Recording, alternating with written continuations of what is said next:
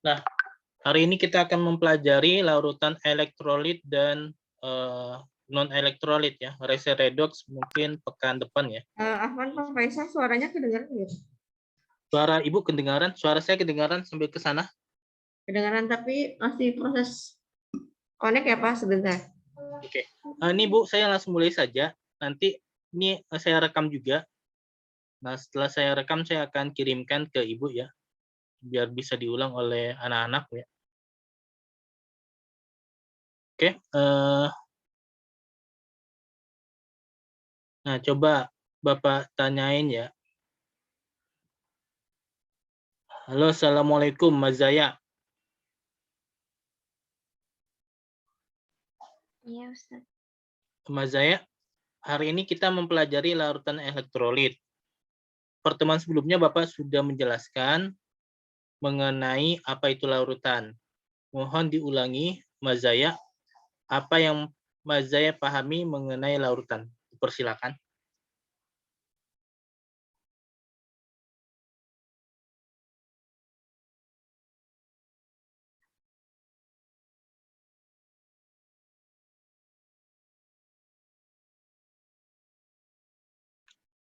Suara Bapak kedengaran, Mas Zaya?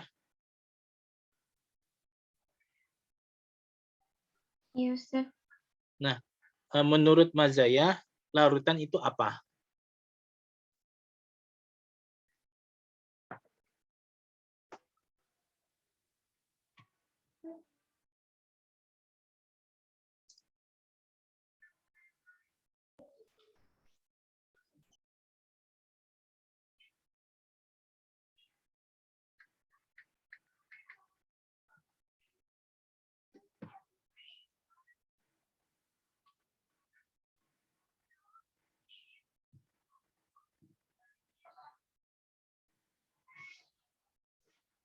Gimana Mas Zaya?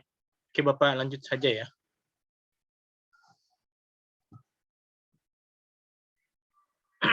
Nah,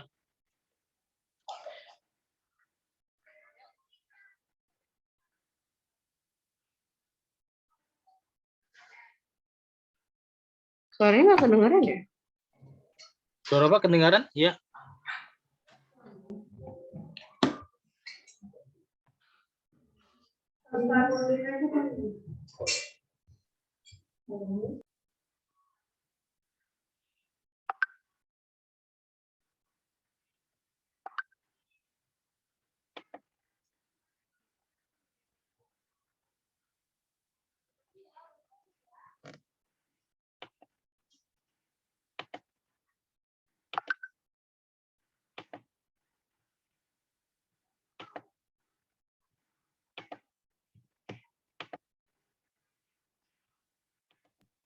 Assalamualaikum Pak Faisal.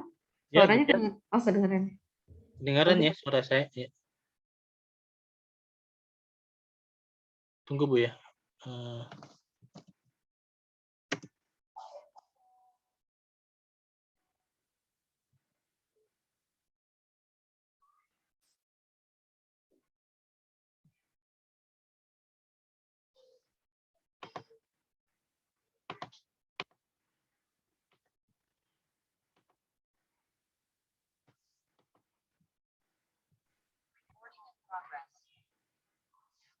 Oke, nah ini mengenai larutan.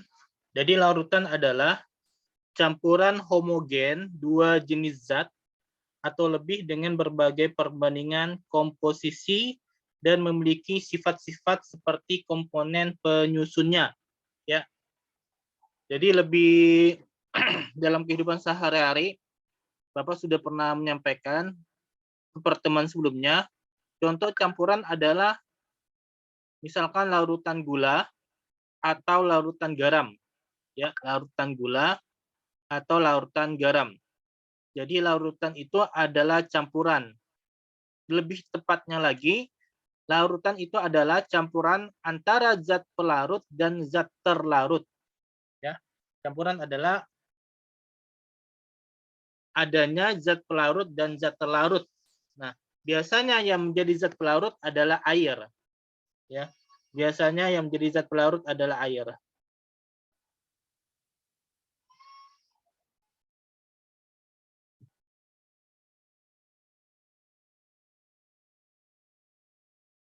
Nah, di sini kita akan langsung saja mengenai larutan. Jadi larutan itu dibagi dua ya. Ada yang namanya larutan elektrolit dan ada yang namanya larutan non-elektrolit. Larutan dibagi dua, ada larutan elektrolit dan ada larutan non-elektrolit. Nah, perbedaan larutan elektrolit dan non-elektrolit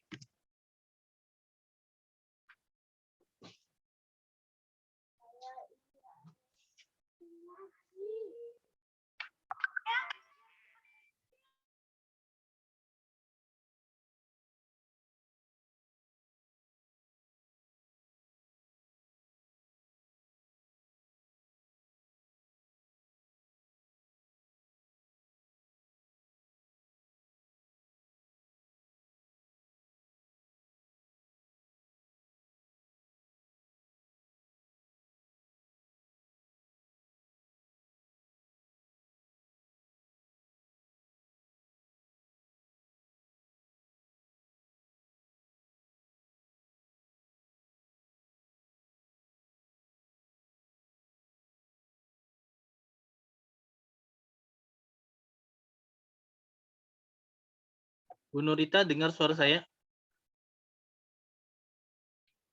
Iya, dengar, Pak. Nah, pada bagian mute itu kan ada tanda panah ke atas kan? Mm, Nah, diklik, Bu. Sudah, Pak. Nah, kemudian pilih Nggak ada LG-nya soalnya. ada LG-nya ya. Mm-mm. Ini LG-nya nggak ada, Bu ya? Nggak ada, Pak. Tapi udah kehubung ke TV. Sudah. Udah kehubung ke TV, LG-nya.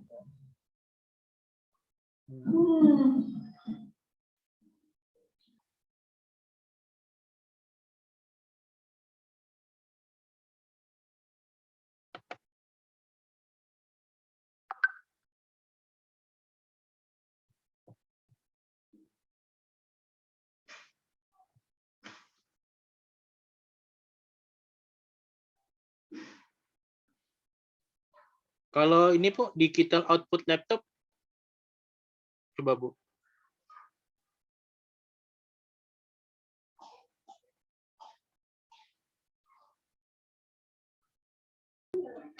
Apaan coba Pak Faisal bisa suaranya Digital, Oh iya. digital output laptop. Ya, sudah, Pak.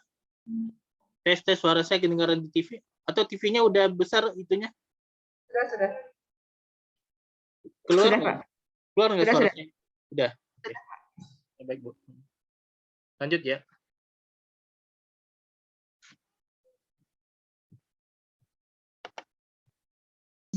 Afwan Pak Faisal, Ya. tadi belum menyimak dari awal, bisa diulang kembali, Pak. Oke, saya ulangi, Bu ya. Oke. Yang berada di sekolah maupun di rumah, hari ini kita akan belajar tentang larutan elektrolit. Nah, untuk materinya Bapak sudah berikan, nanti Bapak akan berikan ke Bu Nurita ya, biar bisa dilihat kembali. Dan ini Bapak sudah record ya, sehingga bisa nanti diulang di sekolah juga. Nah, larutan elektrolit, jadi kita kembali ke pertemuan sebelumnya mengenai pengertian larutan. Nah, larutan adalah campuran homogen dua jenis zat, ya. Campuran homogen dua jenis zat atau lebih dengan berbagai perbandingan komposisi dan memiliki sifat-sifat seperti komponen penyusunnya. Oke, Bapak akan coba menjelaskan ya.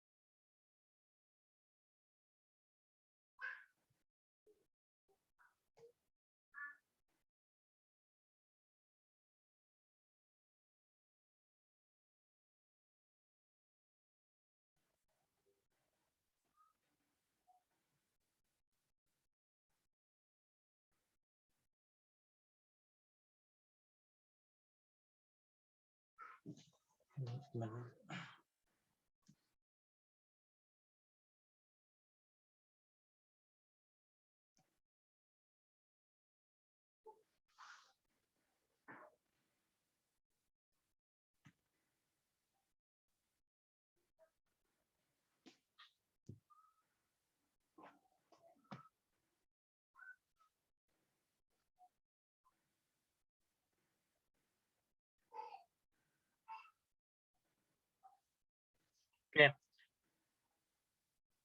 Nah, di sini Bapak akan menjelaskan mengenai larutan. Jadi larutan itu adalah campuran dua komponen atau lebih ya. Larutan adalah campuran dua komponen atau lebih yang memiliki komposisi tertentu. Bapak ulang lagi. Larutan adalah campuran dua komponen atau lebih yang memiliki komposisi tertentu. Nah, contoh larutan itu ada yang misalkan larutan gula atau larutan garam.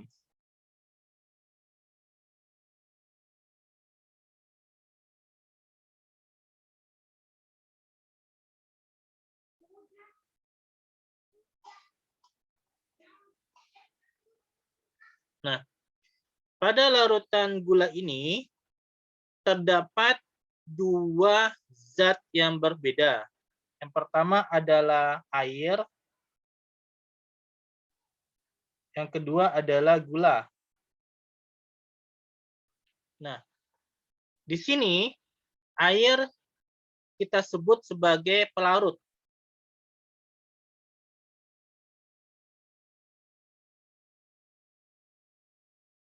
Nah, sedangkan gula di sini kita sebut dengan zat terlarut.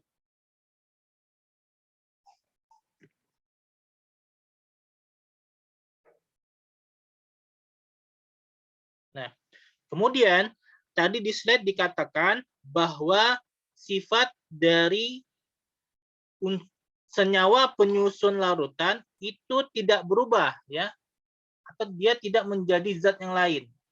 Nah, jadi ciri-ciri larutan adalah tercampur tetapi sifatnya itu masih ada. Misalkan larutan gula. Kita mengetahui bahwa gula itu rasanya manis. Maka disukai semut kan? Nah, rasanya manis.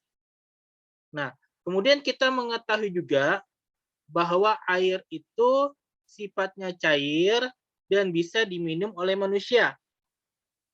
Nah, ketika air kita campur dengan gula, dia menjadi campuran yang sifat asalnya masih ada.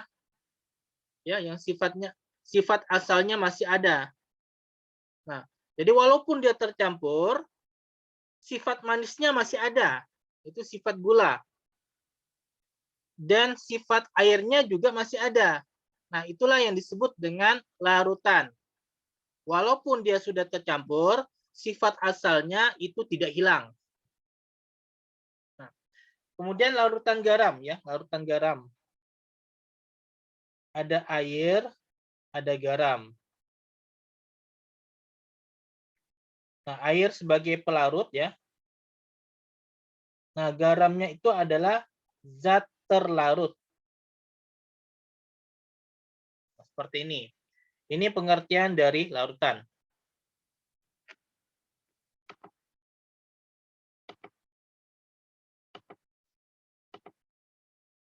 Oke. Kita kembali lagi ke pengertian tadi. Nah, di sini dikatakan campuran homogen dua jenis zat atau lebih dengan berbagai perbandingan komposisi dan memiliki sifat-sifat ya, sifat-sifat seperti komponen penyusunnya, artinya sifatnya tidak hilang.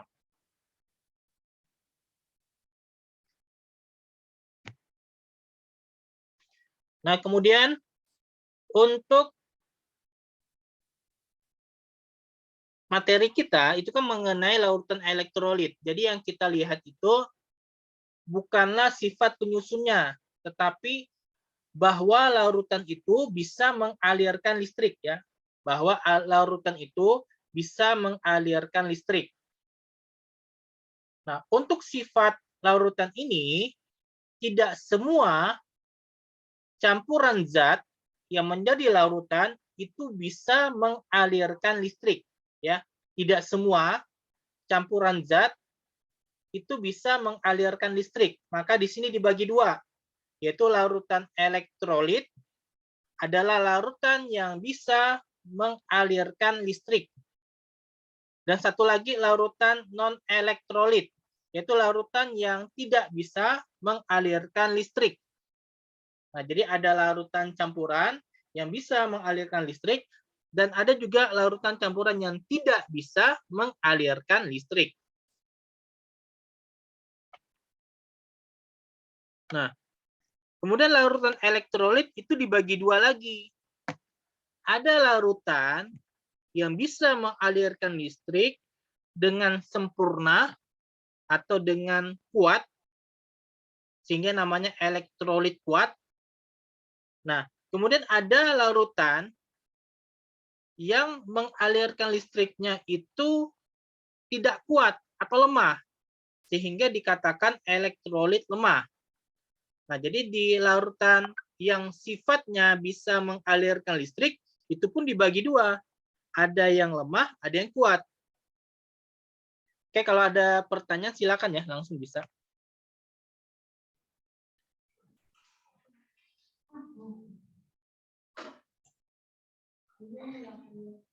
Nah, ini teori dari Arrhenius ya, mengenai larutan elektrolit. Nah, jadi Svante Arrhenius itu menyatakan bahwa kenapa larutan itu bisa mengalirkan listrik? Karena pada larutan tersebut terbentuk ion-ion. Nah, ion-ion tersebut bisa bergerak dengan bebas. Jadi kenapa suatu senyawa atau larutan itu bisa mengalirkan listrik? Karena ada ion-ion yang bergerak dengan bebas, ya. Adanya ion-ion yang bergerak dengan bebas. Nah, contohnya adalah garam dapur, NaCl. NaCl ketika dia dilarutkan di dalam air, maka dia akan menjadi Na+, ya. Na+ dan Cl-. Nah, di sini NaCl menjadi ion-ion, ion positif dan ion negatif. Nah, ion positif dan ion negatif ini di dalam air itu bergerak dengan bebas. Sehingga dia bisa mengalirkan arus listrik. Nah, sehingga dia bisa mengalirkan arus listrik. Nah, begitu juga dengan KOH. KOH ini adalah kalium hidroksida, suatu senyawa yang sifatnya basah. Ya, suatu senyawa yang sifatnya basah, ketika dilarutkan di dalam air, dia akan menjadi ion positif K+ dan ion negatif OH-. Nah, ion-ion ini yang bergerak dengan bebas di dalam air bisa menghantarkan listrik. Begitu juga dengan asam asetat atau cuka CH3COOH. Ini di dalam air dia menjadi ion negatif dan ion positif. Nah, jadi kalian sekarang sudah mengetahui kenapa suatu larutan itu bisa menghantarkan listrik, karena dia terbentuk ion-ion. Oke, mungkin ada yang ingin bertanya. Pak? Tulisannya tidak kelihatan, Pak, senyawanya. Senyawa ion di TV-nya nggak kelihatan ya? Kurang ke bawah. Kurang ke bawah. Yang tabelnya. Tabelnya. Di sini sudah jelas, Bu. Ini kelihatan nggak, Bu? Yang tadi ya? Ini sebelumnya. Ya. Hanya yang kelihatan NaCl aja, yang bawahnya tidak. Yang bawahnya tidak ya? Gimana ya?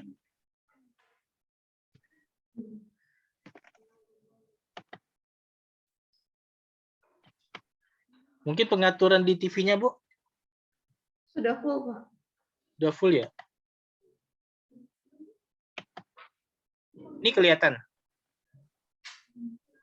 Kelihatan. Nah, gini aja ya, Bu ya. Nggak, berarti saya nggak di screen ya. Oke. Nah, jadi ini NaCl, KOH, dan CH3COH merupakan senyawa-senyawa yang dimana dia menjadi ion-ionnya, ion positif maupun ion negatif, ya. Menjadi ion positif maupun ion negatif. Nah, sehingga pada senyawa-senyawa ini bisa menghantarkan listrik, ya, bisa menghantarkan listrik. Seperti itu.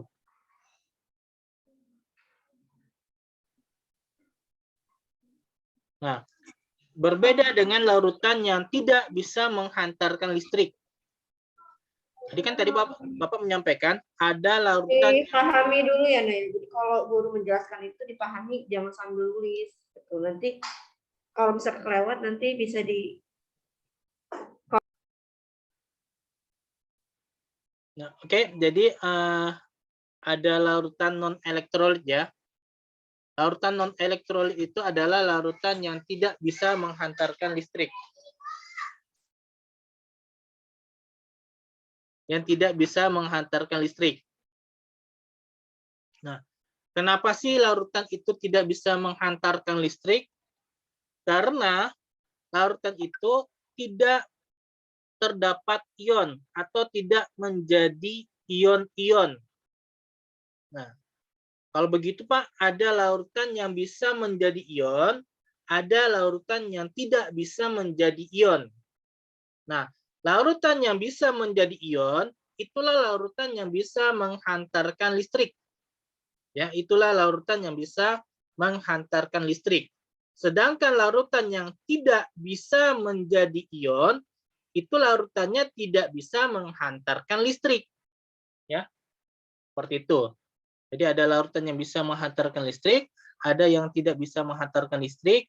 Itu dikarenakan yang menghantarkan listrik itu dia menjadi ion-ion.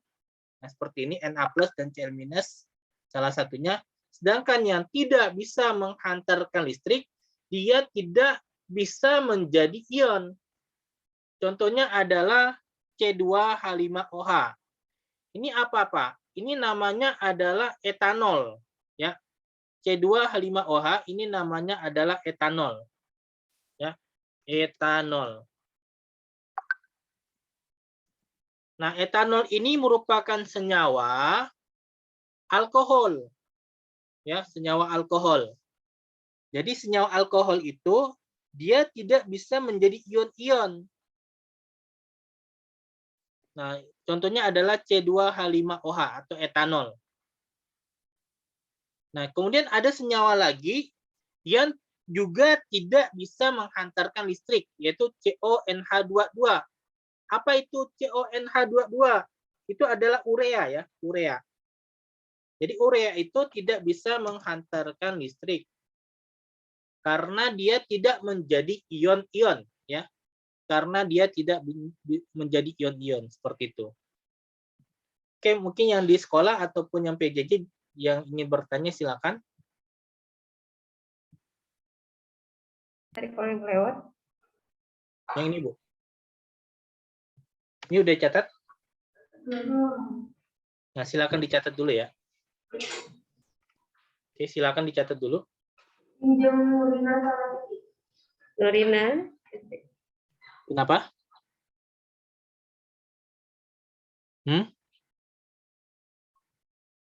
Nah, silakan dulu. Berarti ada Bu Sinda. Ya, silakan dicatat.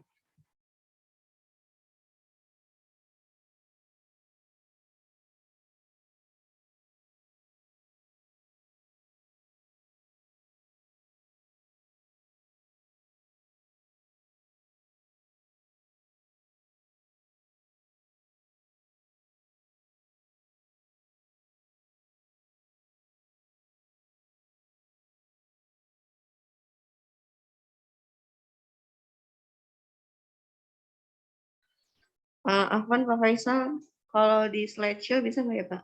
Mau dicoba dulu. Apa ya?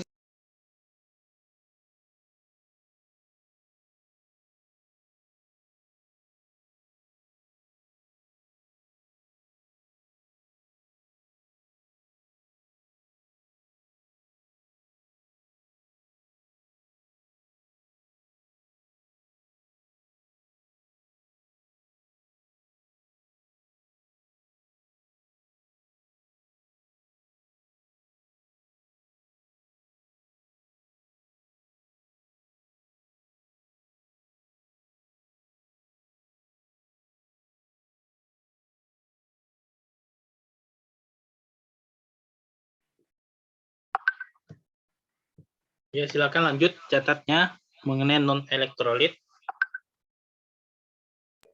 Pak Faisal bisa dicoba slideshow lagi, Pak? Yang ini Bu ya, coba ya. Ya, tadi. Ya, udah kelihatan, Pak. Oh, kelihatan Bu ya. Oke. Berarti saya bisa lanjut Bu ya. Bisa, Pak. Oke. Nah, di sini adalah penggambaran secara mikromolekul peristiwa yang terjadi pada larutan elektrolit dan non-elektrolit. Ya. Jadi secara kasat mata atau mata telanjang, kita nggak menggunakan alat ya, itu kita tidak bisa melihat peristiwa yang terjadi pada larutan garam dan larutan urea, nggak bisa. Lalu kok larutan garam dikatakan larutan elektrolit, Pak? Ya, karena ada fenomena yang dimana jika kita mengalirkan listrik di dalam larutan garam, maka aliran listrik itu akan bisa terjadi. Atau larutan garam itu bisa mengalirkan listrik. Fenomena itu yang menyebabkan kita beranggapan bahwa larutan garam itu sebagai suatu media yang bisa mengalirkan listrik. Begitu. Ya, larutan garam itu sebagai media yang bisa mengalirkan listrik. Kalau larutan urea dengan penerapan yang sama, ketika kita mengalirkan listrik itu tidak bisa. Kita tidak bisa kita masukkan listrik ke dalam larutan urea. Larutan urea itu tidak membantu atau tidak dapat mengalirkan listrik. Sehingga larutan urea ini tidak bisa sebagai media untuk mengalirkan listrik ya. Jadi larutan urea itu tidak bisa sebagai media untuk mengalirkan listrik. Nah, dari fenomena inilah para ilmuwan berpikir, termasuk juga Svante August Arrhenius. Nah, dia menyatakan kenapa pada larutan garam ini bisa mengalirkan listrik dan larutan urea itu tidak bisa mengalirkan listrik. Nah, larutan garam bisa mengalirkan listrik dikarenakan ketika garam dimasukkan ke dalam air, kemudian diaduk, maka garam tersebut akan menjadi ion-ion yang bergerak dengan bebas.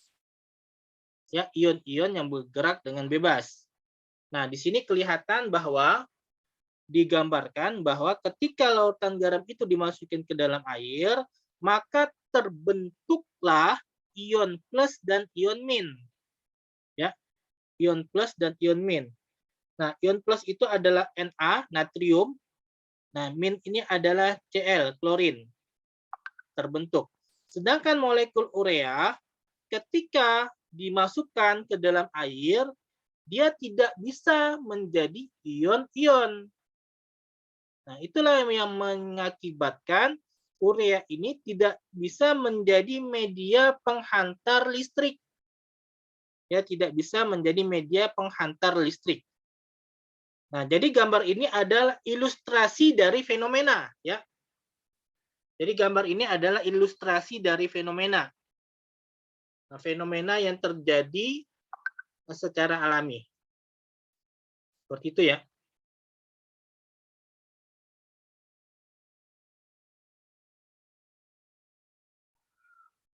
Nah, di sini orang bertanya, mengapa sebagian zat dapat menghasilkan ion dan sebagian lainnya tidak? Nah, ini pertanyaan bagus. Kok ada larutan yang bisa menjadi ion dan ada larutan yang tidak bisa menjadi ion? Nah, semua itu dikarenakan ikatan yang terjadi. Maka hubungannya dengan ikatan kimia. Jadi, jenis ikatan itu akan mempengaruhi sifat dari larutan itu. Jadi, jenis ikatan akan mempengaruhi sifat dari larutan tersebut. Kalau dia ikatannya adalah senyawa ion, maka dia bisa menghantarkan listrik karena dia akan jadi ion-ion ketika di dalam air. Kalau dia senyawa kovalen, akan terbentuk atau terbagi dua. Ya, kalau dia kovalen polar, dia bisa menghantarkan listrik. Kalau dia kovalen non polar seperti urea tadi, dia tidak bisa menghantarkan listrik. Nah, jadi kita bisa mengetahui suatu zat tersebut menghantarkan listrik atau tidak bisa kita lihat dari jenis ikatannya. Nah, jadi kalian tidak perlu untuk membuat percobaan, walaupun itu ini sebagai dasar pembuktian itu diperbolehkan ya. Tapi secara teoritis, kalau senyawa tersebut adalah ikatan ion, itu berarti senyawa tersebut bisa menghantarkan listrik secara teoritis ya. Oke, ditunggu, mohon.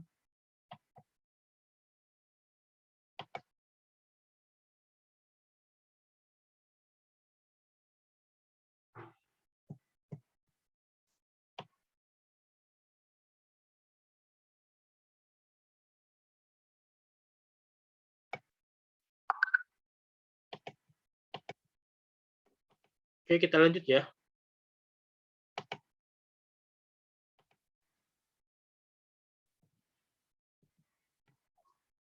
Nah, tadi kan Bapak menyampaikan bahwa kalau senyawa ion itu pasti bisa menghantarkan listrik. Nah, rupanya senyawa ion ini juga kita harus lihat dia dalam wujud apa, ya, dalam wujud apa. Jadi bentuknya atau fase ya, fase wujudnya itu harus dilihat. Jadi tidak, walaupun dia adalah senyawa ion, kalau wujudnya itu padat, itu tidak bisa menghantarkan listrik. Contohnya garam. Garam yang tidak dilelehkan atau tidak dilarutkan di dalam air, itu tidak bisa menghantarkan listrik. Ya. Itu tidak bisa menghantarkan listrik.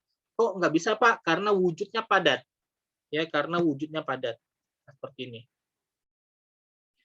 Jadi garam itu, kalau wujudnya padat, dia tidak bisa menghantarkan listrik. Walaupun dia ada plus dan minus. Kok bisa begitu, Pak? Karena garam yang wujudnya padat, dia tidak bisa bergerak dengan bebas. Ya, dia tidak bisa bergerak dengan bebas. Jadi syarat suatu senyawa itu bisa menghantarkan listrik, salah satunya adalah apakah dia bisa bergerak dengan bebas. Kalau dia tidak bisa bergerak dengan bebas, itu nggak bisa. Contohnya adalah garam yang wujudnya padat. Garam, senyawa ion, memiliki sif plus dan minus. Tetapi karena wujudnya padat, dia tidak bisa menghantarkan listrik. Nah, yang bisa apa? Yang bisa adalah lelehan. Jadi kalau misalkan garam itu dipanaskan sampai terbentuk lelehan, dia bisa menghantarkan listrik. Begitu juga kalau dia dilarutkan di dalam air. Apalagi kalau dilarutkan di dalam air, itu lebih bisa menghantarkan listrik. Ya. Itu lebih bisa menghantarkan listrik. Oke, sampai di sini ada pertanyaan, Bapak? Sebelum Bapak menanyakan ya.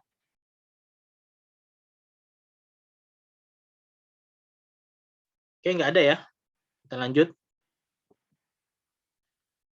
Nah, ini senyawa kovalen. Tadi Bapak menyatakan bahwa senyawa kovalen itu ada yang bisa menghantarkan listrik, ada yang tidak bisa menghantarkan listrik. Nah, senyawa kovalen yang bisa menghantarkan listrik adalah senyawa kovalen polar. Ya, senyawa kovalen polar. Nah, sedangkan senyawa kovalen yang tidak bisa menghantarkan listrik adalah senyawa kovalen non-polar. Nah, ini contohnya. Senyawa kovalen polar ada namanya HCl dan CH3COOH. Sedangkan senyawa kovalen non-polar itu urea dan glukosa. Nah, Walaupun seperti itu, kita harus lihat wujudnya dulu. Senyawa kovalen nonpolar untuk semua wujudnya itu tidak bisa menghantarkan listrik, baik itu padatan, lelehan, ataupun larutan, itu tidak bisa menghantarkan listrik. Memang sifat dasarnya memang dia tidak menjadi ion-ion. Nah, sedangkan kovalen polar itu bisa menghantarkan listrik kalau dalam keadaan larutan, ya. Kalau dalam keadaan larutan. Jadi kalau lelehan itu nggak bisa, apalagi padatan. Dia hanya bisa menghantarkan listrik kalau dalam bentuk larutan. Larutan ya.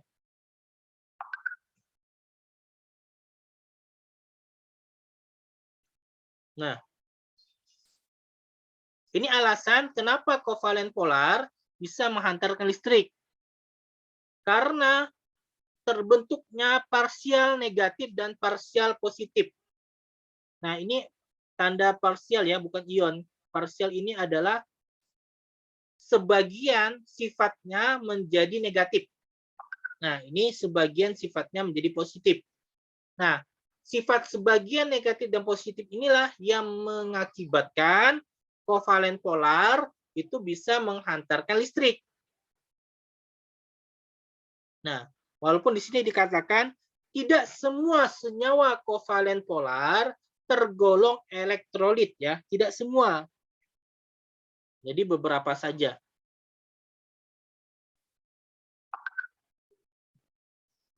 Nah, kemudian kita juga akan melihat sifat dari elektrolitnya. Nah, tadi kan ada larutan elektrolit dan non-elektrolit. Nah, elektrolitnya kita lihat. Ada yang namanya larutan elektrolit lemah. Ada namanya larutan elektrolit kuat. Nah, kenapa larutan itu bisa elektrolit lemah dan elektrolit kuat? Itu dilihat kemampuan dia mengurai atau kemampuan dia mengion. Kalau kemampuan mengionnya besar, maka dia bisa menjadi larutan elektrolit kuat. Kalau kemampuan mengionnya atau terbaginya kecil, dia menjadi larutan elektrolit lemah. Ya, dia menjadi larutan elektrolit lemah. Nah, jadi dilihat kekuatannya ya, dilihat kekuatannya. Nah, ini Bapak akan mengilustrasikan kok bisa seperti itu ya.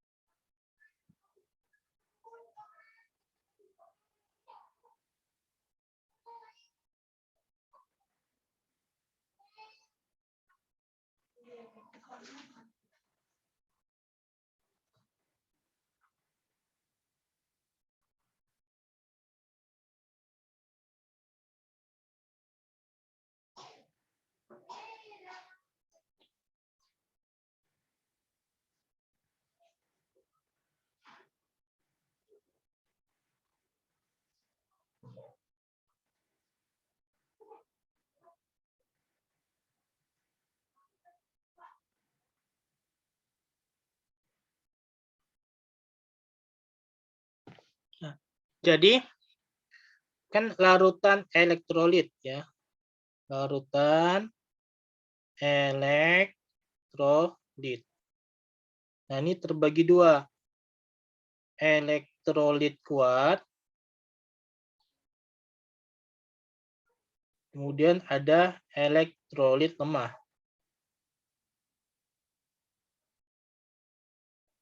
Nah, di sini kita lihat kemampuan dia mengion ya. Kemampuan mengion. Jadi ilustrasinya misalkan pada garam dan cuka ya. Kita memberikan contoh. Pertama adalah garam. Nah, karena garam ini merupakan elektrolit kuat. Elektrolit elektrolit kuat. Ya silakan Nadira ya. Kemudian ada namanya cuka. Nah, karena cuka ini merupakan elektrolit lemah. Nah, kita ukur dengan seteliti mungkin. Nah, menjadi larutan. Kita ukur seteliti mungkin, kita ambil larutan garam itu sebesar 1 mol ya, 1 mol. Nah, begitu juga cuka, kita ukur dengan berbagai alat kimia, kemudian kita ambil 1 mol. Ya, 1 mol. Nah, maka larutan garam ketika 1 mol ini dilarutkan di dalam air, ya, dilarutkan di dalam air, garam ini akan terurai menjadi partikel-partikelnya, menjadi ion-ionnya, itu semuanya terurai, semuanya terurai. Jadi sebanyak 1 mol itu dia akan menjadi Na+ dan Cl-. Dihabis gitu. Habis menjadi Na+ dan Cl-. Tidak ada yang tersisa, ya. Tidak ada yang tersisa. Nah, sehingga karena tidak ada yang tersisa, maka kita menghitung nilai perubahan atau nilai alfanya. Nilai alfa itu adalah mol yang terurai dibagi dengan mol mula-mula. Nah, yang terurainya kan semuanya kan, berarti sebanyak 1 mol itu terurai. Mol mula-mulanya berapa? 1 mol. Ya, mol mula-mula 1 mol. Berarti nilai alfanya adalah 1. Pak Faisal, Afwan nggak kelihatan Pak yang samping? Nggak kelihatan apanya? Tulisannya yang samping. Di samping. Kurang ke bawah juga Pak. Caranya.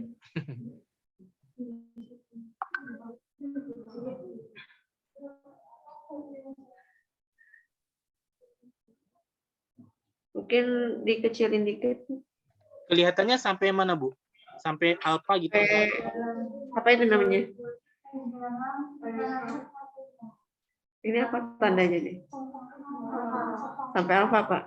Oh, sampai alfa ya? Oke, oke.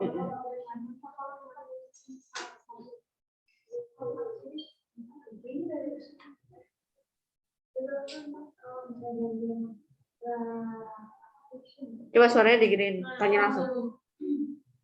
Oh, nah. Tapi kita dihapus. Nah, di sini ya, Bapak jelaskan ulang ya. Jadi pada garam itu 1 molnya itu semuanya itu menjadi Na+ dan Cl-. Semuanya terurai dia. Atau terlarut menjadi partikel-partikel ion positif dan ion negatif. Nah, beda dengan cuka. Kalau pada cuka, dia menjadi CH3COO- dan juga H+, itu tidak semuanya. Paling banter dia hanya 0,3 mol, ya, hanya 0,3 mol saja. 0,3 mol. Nah, kalau di sini 1 mol. Nah, jadi perbedaan antara larutan garam dengan larutan cuka, walaupun dia sama-sama 1 mol, pada larutan garam semua molnya itu terurai. Semua molnya itu menjadi Na+ dan Cl-. Sedangkan pada larutan cuka tidak semuanya, hanya sebagian kecil saja. Ya, hanya sebagian kecil saja. Sehingga kalau kita melihat nilai alfanya, kita bisa menghitungnya. Alfa itu kan adalah mol terurai dibagi mol mula-mula.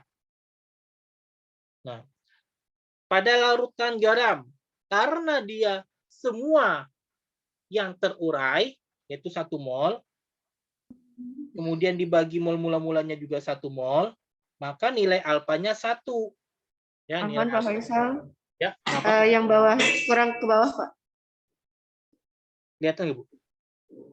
Ya. Nah, ini yang mol garam ya. Garam. Jadi nilai alfanya 1.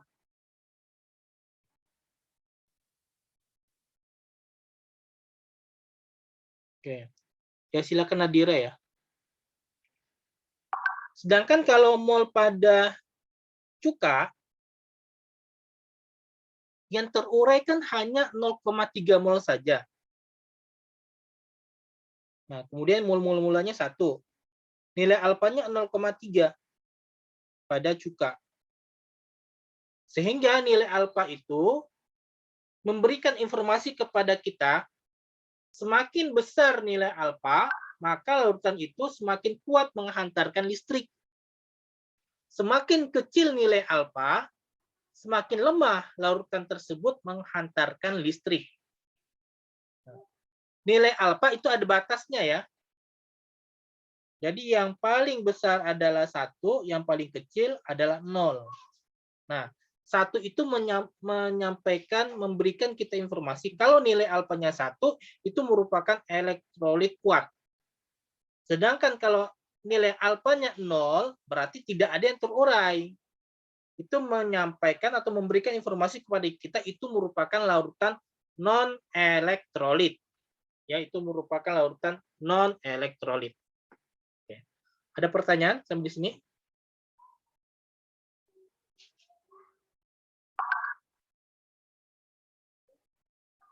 Silakan bagi yang ingin bertanya.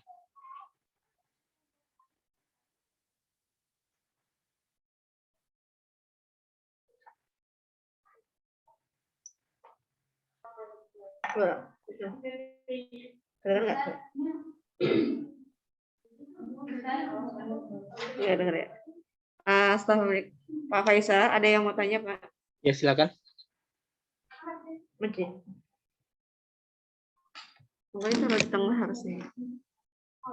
Yang ini. Ustadz, Afwan boleh balik ke slide yang pengertian elektrolit kuat dan lemah nggak ya, Ustadz? Boleh, boleh. Syukran, Ustadz. Ada lagi?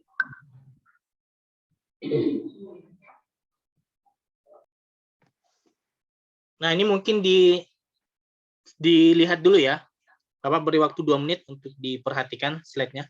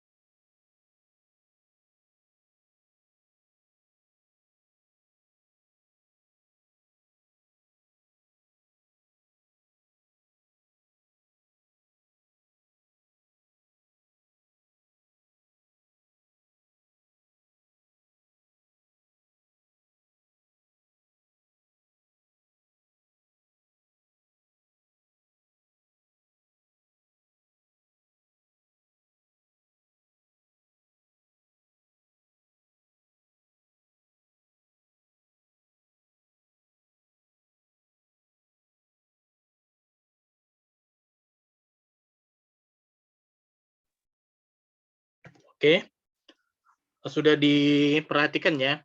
Jadi ini slide mengenai penjelasan kenapa larutan itu bisa kuat dan lemah. Nah, di sini kok ada namanya derajat ionisasi. Jadi derajat ionisasi itu merupakan perhitungan atau persamaan untuk mengetahui kekuatan dari larutan tersebut, ya. Untuk mengetahui kekuatan dari larutan tersebut.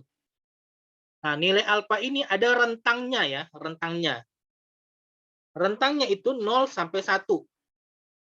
Kalau dia nilai alfanya itu 0, artinya larutan tersebut sifatnya adalah non-elektrolit. Kok bisa dia non-elektrolit? Karena dia tidak terionisasi. Nah, sedangkan kalau dia 1, nilai alfanya, itu artinya dia merupakan elektrolit kuat. Karena hampir semuanya atau semuanya molnya itu terurai ya menjadi ion-ionnya. Nah, kalau dia berada di tengah-tengah ataupun tidak sampai 0,5, itu termasuk elektrolit lemah. Ya, itu termasuk elektrolit lemah. Jadi perbedaan antara elektrolit kuat dan lemah adalah sifat larutan tersebut untuk menjadi partikel-partikel ion. Apakah hampir semuanya atau tidak? Ya, apakah hampir semuanya atau tidak? Itu dia perbedaannya.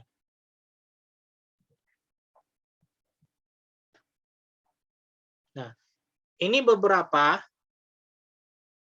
larutan yang sifatnya kuat, lemah, dan non-elektrolit. Ya, ini adalah beberapa larutan yang sifatnya kuat, lemah, ataupun non-elektrolit. Nah, di sini kalian bisa melihat elektrolit kuat itu salah satunya adalah garam. Ada juga asam sulfat H2SO4. Ada juga HCl atau asam klorida. Ada juga barium hidroksida. Ini suatu basa ya. Dengan golongan kedua, Ba, barium. Kemudian KWH, ini golongan 1A. Nah, ini juga basa. Nah, ini merupakan elektrolit kuat. Nah, sedangkan elektrolit lemah, di sini yang sudah pernah Bapak bilang ada cuka ya. Cuka itu adalah CH3COOH atau asam asetat, suatu asam karboksilat ya. Kemudian ada asam fluorida. Nah, asam fluorida ini merupakan elektrolit lemah. Nah, kemudian ada asam nitrat ya, asam nitrat HNO2. Nah, kemudian ada basa aluminium hidroksida. Nah, ini adalah elektrolit lemah. Jadi yang biasa kita gunakan ketika kita mah ya, asam lambung kita naik. Nah, ketika asam lambung kalian naik, kalian dianjurkan meminum obat yang mengandung basa. Salah satunya mengandung ALOH3. Nah, ALOH3 ini memiliki sifat elektrolit lemah dia. Ya, memiliki sifat elektrolit lemah. Nah, kemudian NH3 amoniak ya. Amoniak ini juga termasuk elektrolit lemah. Nah, sedangkan non-elektrolit, ini contohnya adalah urea. Pupuk urea itu non-elektrolit, jadi dia tidak bisa menjadi partikel ion-ion. Metanol, alkohol. Etanol, alkohol juga. Jadi, senyawa atau bahan, kalau kalian melihat ada ol, itu alkohol. Rifanol ya. Contoh misalkan obat luka ada rifanol, itu alkohol. Karena dia ada OH-nya yang menyebabkan dia alkohol. OH itu alkohol ya. CH3OH dan C2H5OH itu adalah alkohol dan sifatnya adalah non-elektrolit. Glukosa. Glukosa itu non-elektrolit tapi itu bukan gula ya, glukosa. Sukrosa baru gula, sukrosa gula. Pak Faisal Ahman, Ya. di sini TV-nya mati, Pak. Nah, TV-nya mati. Bisa, Bu?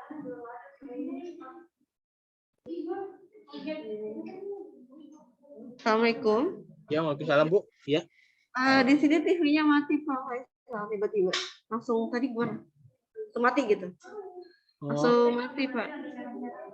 Dan nggak nyala sama sekali, nggak ada merah-merah juga. Listriknya mati. Enggak, TV-nya. TV-nya mati ya. Kenapa ya, Pak?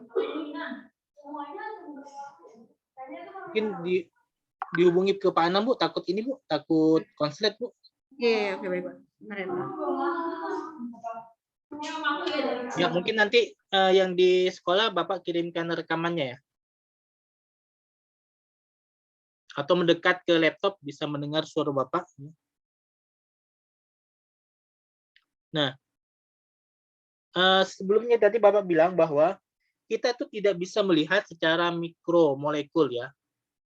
Dia menjadi ion positif atau ion negatif. Tapi kita mengetahui fenomena. Ilmuwan itu memperkirakan teori karena ada fenomena yang terjadi. Nah, kenapa larutan garam itu dikatakan sebagai larutan elektrolit? Karena fenomenanya ketika ada suatu daya listrik, kemudian ada lampu, dialirkan pada larutan tersebut, lampunya hidup. Fenomenanya seperti itu. Nah, lampunya hidup. Oh, berarti media larutan garam ini bisa menghantarkan listrik. Itu fenomenanya. Maka ada teori mengenai larutan elektrolit, karena fenomena seperti ini. Nah, kalau dia ke larutan urea, itu nggak bisa. Tidak bisa lampu itu menyala. Nah, jadi, alat ini adalah alat untuk mengetahui fenomena yang terjadi pada larutan. Apakah dia bisa menghantarkan listrik atau dia tidak bisa menghantarkan listrik.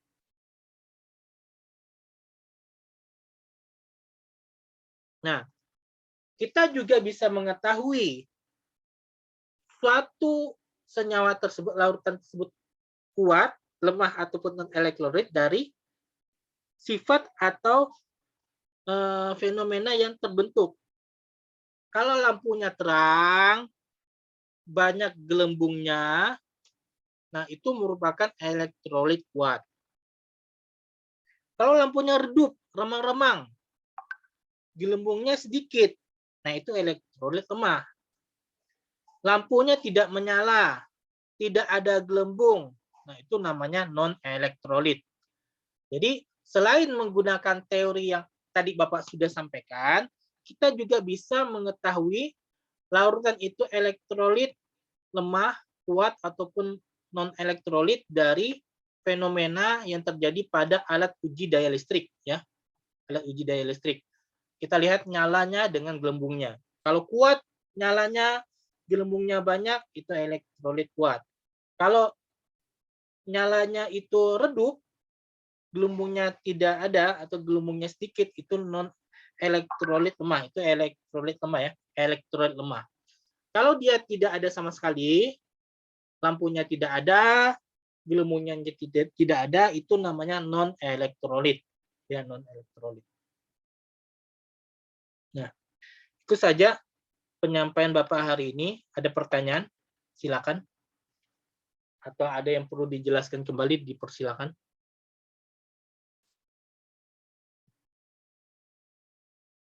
Ustadz Afwan, yang slide terakhir boleh dilihat lagi Ustadz. Soalnya tadi kita ada masalah sedikit di sini. Sekarang udah bisa. Oh, sekarang udah bisa. Iya. Yang ini.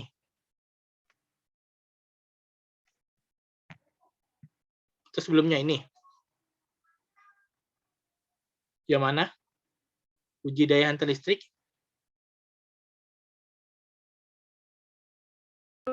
Yang satu lagi, Ustadz. Ini. Yang penggolongan. Yang penggolongan, Ustadz. Nah, ini. Oke, silakan dicatat dulu ya. Ustadz, syukur, Ustadz. Afwan.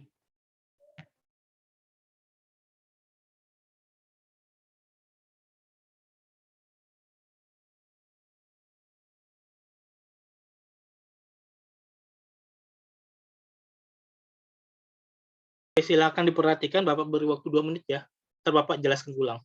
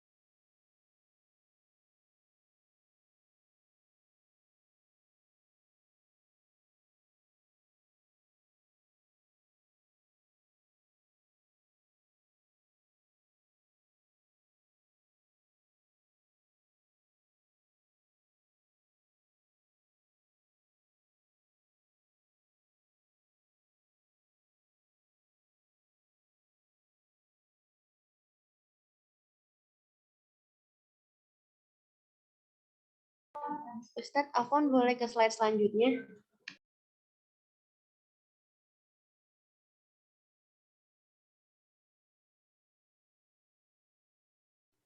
Oke ya.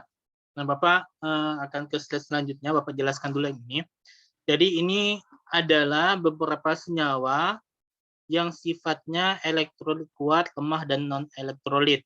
Jadi maksudnya adalah misalkan NaCl. NaCl itu dia elektrolit kuat karena ketika dilarutkan di dalam air, dia menjadi ion-ion, semuanya terurai ya, semuanya terurai. Nah, jadi nggak bisa kita oh, kan nilai alfanya 1 kita kurangin, nggak bisa. Nah, jadi memang sudah stuck seperti ini Allah ciptakan. Nah, kemudian memang NaCl itu ketika di dalam air menjadi sempurna atau hampir sempurna ion-ionnya seperti itu. Nah, lemah dan non-elektrolit, nah seperti ini. Jadi lemah itu sebagian, non-elektrolit tidak semua ya, atau tidak ada yang menjadi partikel-partikel ion-ion.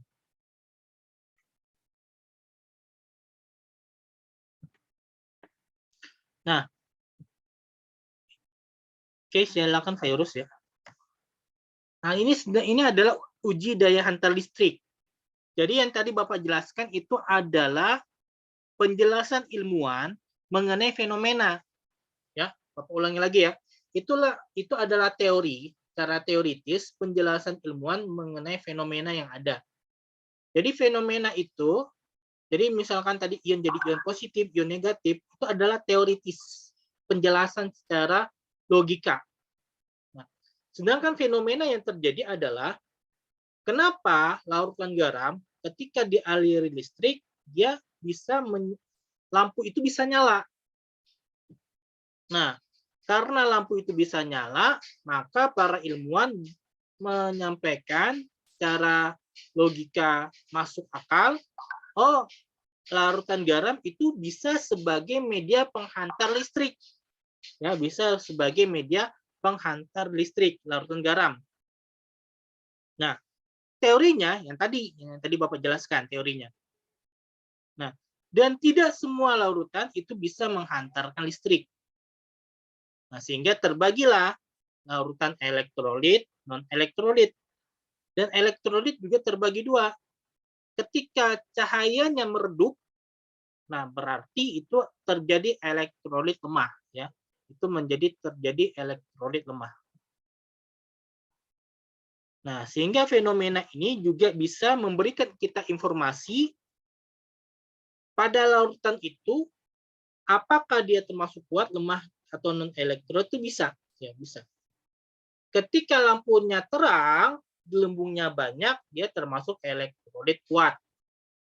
Ketika lampunya redup dan gelembungnya sedikit, dia elektrolit lemah. Nah, ketika lampunya tidak nyala dan juga tidak terbentuk elektrolit, tidak terbentuk gelembung, dia termasuk non-elektrolit. Jadi dengan uji daya hantar listrik, kita bisa mengetahui sifat dari larutan tersebut. Apakah elektrolit kuat, lemah, ataupun non-elektrolit. Oke, itu saja penyampaian dari Bapak. Jika ada pertanyaan, silakan ya.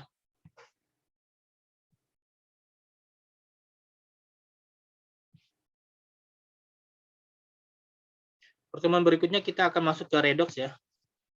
Reduksi dan oksidasi. Nah, untuk larutan elektrolit dan non-elektrolit secara teoritis sudah selesai ya.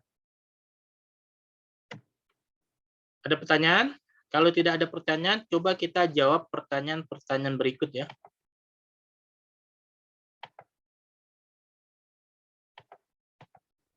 Nah, kita bareng-bareng saja menjawabnya ya, bareng-bareng.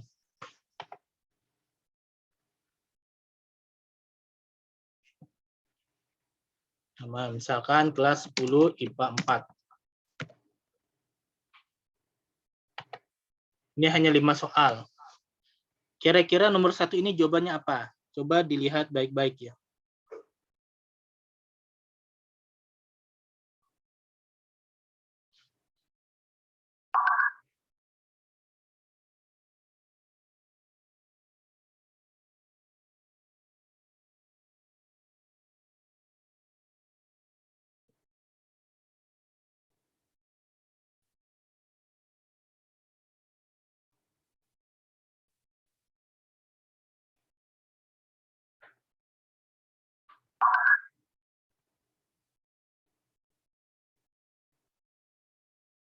Bagi yang sudah tahu silakan. Apa jawabannya? A, B, C, D, atau E?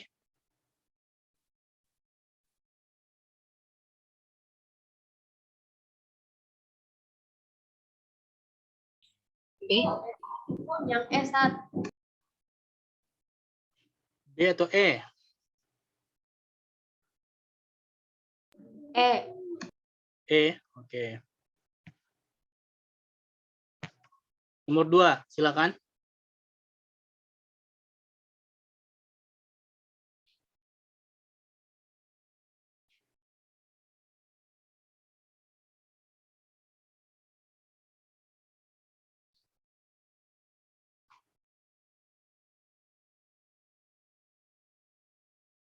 Yang S1. B ya. Oke. Nomor 3.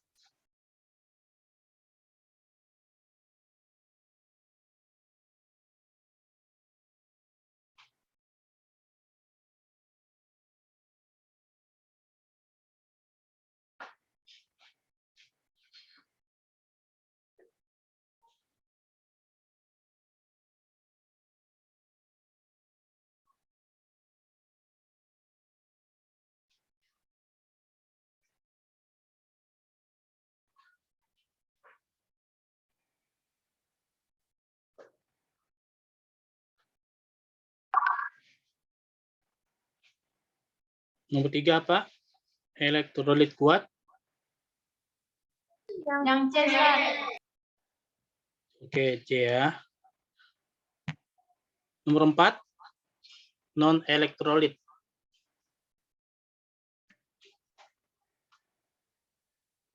Glukosa. Oke, glukosa. Terakhir.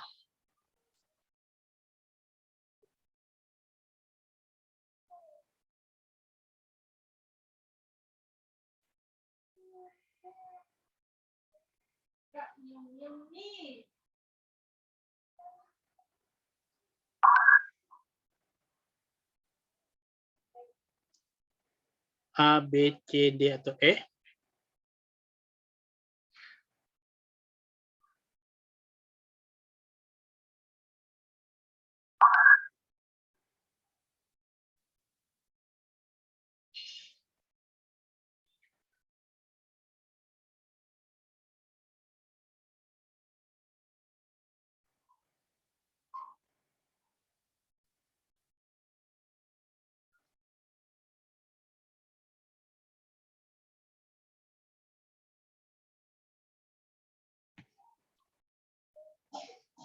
Yang B1.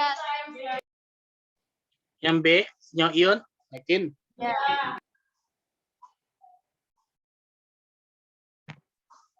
Oke, kita lihat nilainya ya. Karena 5 berarti nomor 6 ini redok ya, jadi belum bisa kita jawab. Kalau betul 50 nilainya, kalau salah 40. Nah, nilainya 40. Yang salah adalah nomor 5 ya. Ustaz, boleh nyoba nomor 5 lagi? Oke, nomor 5 itu bukan B jawabannya. Apa jawabannya?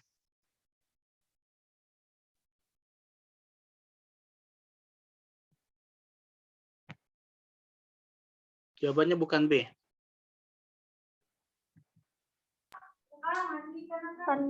Apa kalau A. Coba. Antara A sama C. Coba beritahu ya. Jawabannya adalah E. Kita lihat ya. Nah, betul kan? Jawabannya adalah E. Kok bisa E, Pak? Ini Bapak jelaskan ya. Kenapa jawabannya E? Pertama, di sini dikatakan HCl murni tidak dapat menghantarkan arus listrik. Ya. Ingat, kalau dia ion, lelehan itu bisa. HCl itu sifatnya adalah cair. Berarti kalau HCl dalam keadaan cair, Walaupun dia cair, dia tidak bisa menghantarkan listrik karena dia polar. Nah, sifat kovalen polar, kalau dalam keadaan lelehan, ya atau murni, lelehan itu murni, dia tuh tidak bisa menghantarkan listrik. Nah, kemudian di sini dikatakan lagi, sedangkan dalam larutan, ya artinya harus ada pelarutnya, itu baru bisa menghantarkan listrik. Nah, ini artinya dia sifatnya adalah kovalen polar, bukan ion. Ya. Nah, jadi A salah, B apalagi. Nah, C terionisasi sebagian, ini tepat, tapi bukan alasan yang benar ya. HCl murni memiliki wujud cair, betul, cuman bukan alasan juga. Nah, yang betul adalah E, karena sifatnya kovalen polar. Kalian bisa lihat slide ya, slide yang tadi. Oke, itu saja dari Bapak. Semoga bermanfaat pertemuan kita. Pertemuan berikutnya kita lanjut ke redox. Nah, silakan dibaca ulang buku SPS-nya. Nanti sebelum Bapak mulai pembelajaran, Bapak akan mereview dulu mengenai larutan elektrolit karena ada hubungannya dengan redox ya. Bapak akhiri pertemuan kali ini dengan hamdalah. Alhamdulillahirabbil alamin. Wabillahi taufiq wal hidayah. Wassalamualaikum warahmatullahi wabarakatuh. Waalaikumsalam warahmatullahi wabarakatuh. Ustaz. Baik.